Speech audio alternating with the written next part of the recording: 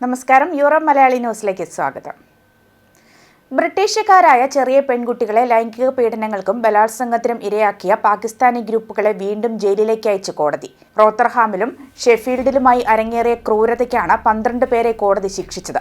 കുട്ടികളെ ലൈംഗിക പീഡനത്തിന് ഇരയാക്കാൻ സംഘടിതമായി പ്രവർത്തിക്കുന്ന പാക് വംശജരുടെ ഭയപ്പെടുത്തുന്ന നിരവധി കഥകൾ ഇതിനോടകം പുറത്തുവന്നിട്ടുണ്ട്.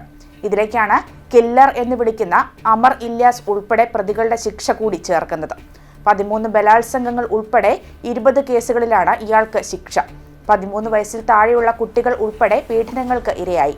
എന്നാൽ 41-കാരനായ ഇല്യാസ് ശിക്ഷയിൽ നിന്നും രക്ഷപ്പെടാനായി പാകിസ്ഥാനിലേക്ക് രക്ഷപ്പെട്ടു. പിടികിട്ടാപ്പുള്ളിയായി പ്രഖ്യാപിച്ച ഇയാൾക്ക് 27 വർഷത്തെ ശിക്ഷയാണ് ഷെഫീൽഡ് ക്രൗൺ കോടതി വിധിച്ചത്. കൂട്ടബലാത്സംഗം ചെയ്യുമെന്നും മറ്റും ഭീഷണിപ്പെടുത്തിയാണ് ചെറിയ കുട്ടികളെ ഇയാൾ ചൂഷണത്തിന് ഇരയാക്കിയിരുന്നത്.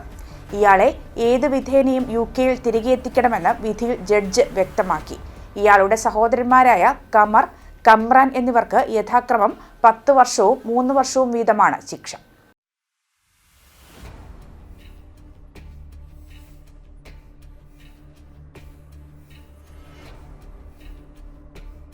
ആർക്കും ഇരിപ്പുറയ്ക്കാത്ത ബ്രിട്ടീഷ് പ്രധാനമന്ത്രി കസേരയിലേക്ക് വഴിയൊരുങ്ങിയതോടെ മിശിഹിയായി വാഴ്ത്തപ്പെട്ട ആൻഡി ബേൺഹാം രാജിവെക്കില്ലെന്ന് വാശി പിടിച്ചിരുന്ന പ്രധാനമന്ത്രി കീർ സ്റ്റാർമർ 23 മാസം പിന്നിടുമ്പോൾ രാജിവെക്കുന്നതായി പ്രഖ്യാപിച്ചതോടെയാണ് ബേൺഹാമിന് കരുത്തേറിയത്.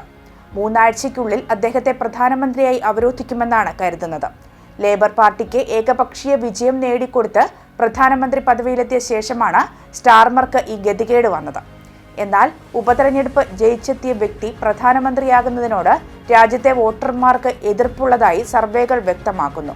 കോമൺസിലെത്തിയ ബേൺഹാമിന് ലേബർ MP-മാർ ഹീറോ വരവേൽപ്പാണ് നൽകിയത്. എന്നാൽ ജൂലൈ 17-നുള്ളിൽ പ്രധാനമന്ത്രി പദത്തിലേക്ക് എത്തണമെന്ന അവസ്ഥ വരുത്തിയാണ് സ്റ്റാർമർ പിൻവാങ്ങുന്നത്. ഇതോടെ തിടുക്കം പിടിച്ച് ഗവൺമെന്റ് രൂപീകരിക്കാനുള്ള നെട്ടോട്ടത്തിലാണ് ബേൺഹാം.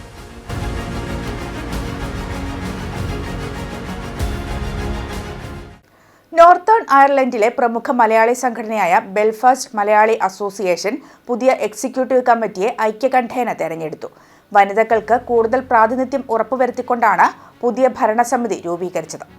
പുതിയ ഭരണസമിതിയിൽ പ്രസിഡന്റായി ജയൻ മലയിൽ, സെക്രട്ടറിയായി ആതിര അനൂപ് എന്നിവർ തുടരും. വൈസ് പ്രസിഡന്റായി ലാലു അലക്സ്, ജോയിന്റ് സെക്രട്ടറിയായി ശ്രീജിത്ത്, പ്രോഗ്രാം കോർഡിനേറ്റർമാരായി അനു ശരത്, ഉണ്ണിമായ നന്ദു, യൂത്ത് കോർഡിനേറ്ററും PROയുമായി ബിജിൽ റജി, ട്രഷററായി വിനു ഡേവിസ്, ജോയിന്റ് ട്രഷററായി സിജോ ജോസഫ് എന്നിവരെയും തെരഞ്ഞെടുത്തു. കഴിഞ്ഞ കമ്മിറ്റിയിൽ നിന്ന് ഒഴിവായ അംഗങ്ങൾക്ക് പകരമായി Dhanya Aneesh, Meenu Thomas, Noufal, Arjun, Alan George എന്നിവരെയും ഉൾപ്പെടുത്തി ആകെ 14-അംഗ എക്സിക്യൂട്ടീവ് കമ്മിറ്റിയാണ് 2026-27 കാലയളവിൽ BMAയുടെ പ്രവർത്തനങ്ങൾക്ക് നേതൃത്വം നൽകുക.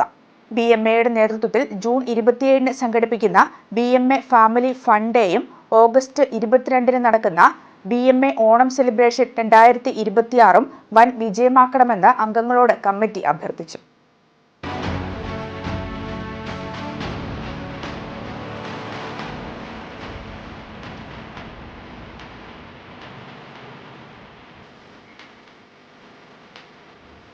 ബ്രെക്സിറ്റ് കഴിഞ്ഞ് ബ്രിട്ടനിൽ രാഷ്ട്രീയമായ വലിയ മാറ്റങ്ങളാണ് സംഭവിച്ചത്. 10 വർഷത്തിനിടെ രാജ്യം 6 പ്രധാനമന്ത്രിമാരെ കണ്ടു. David Cameron, Theresa May, Boris Johnson, Liz Truss, Rishi Sunak, Keir Starmer. 7-മനായി ഇനി ആൻഡി ബേൺഹാം എത്തും. യൂറോപ്യൻ യൂണിയൻ വിടുന്നതുമായി ബന്ധപ്പെട്ട് 2016-ൽ ബ്രിട്ടനിൽ നടന്ന ജനഹിത പരിശോധനയോടെയാണ് രാഷ്ട്രീയ പ്രതിസന്ധികൾ ആരംഭിച്ചത്. ബ്രെക്സിറ്റിനെ തുടർന്ന് പ്രധാനമന്ത്രി കാമറോൺ രാജിവെച്ചതോടെ തെരേസ മെയ് അധികാരമേറി.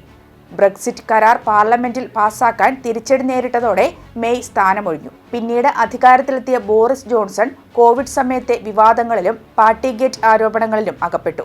2022-ൽ അദ്ദേഹം രാജിവെച്ചതോടെ ലിസ് ട്രസിനായി ഊഴം. ബ്രിട്ടീഷ് ചരിത്രത്തിൽ തന്നെ ഏറ്റവും കുറവ് കാലം അധികാരത്തിലിരുന്നത് ലിസ് ട്രസ് ആണ്.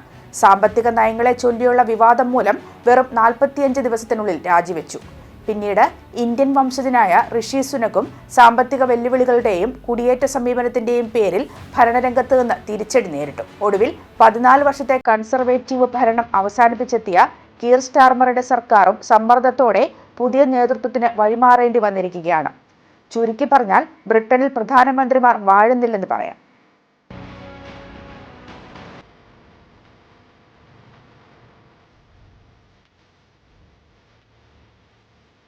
യൂറോപ്പ് മലയാളി ന്യൂസ് പൂർണ്ണമാകുന്നു. നമസ്കാരം.